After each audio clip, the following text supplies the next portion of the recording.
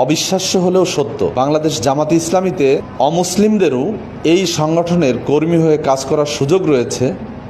সেটা হয়তো আমরা অনেকেই জানতাম না।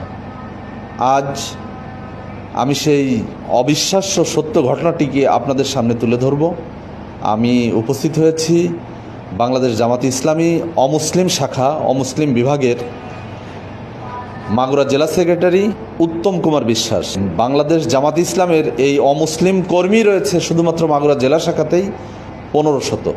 আসুন আমরা জেনে আসি, শুনে আসি উত্তম কুমার কি বলছেন, কেনই বা তিনি অমুসলিম হয়ে এই জামাতে ইসলাম করেন। দাদা, আপনার নাম পরিচয়টা দিয়ে যদি আপনি। উত্তম কুমার বিশ্বাস, মাগুরা পৌরসভা 6 নম্বর ওয়ার্ড, পাটনন্দলি চরপাড়া। 1984 সাল থেকে আমি সরাসরি বাংলাদেশ জামাতে ইসলামের সঙ্গে আমি যুক্ত আছি এবং জামাতে ইসলামের সঙ্গে যুক্ত হয়েছি এই কারণেই, এই সংগঠনটি একটি আদর্শিক সংগঠন।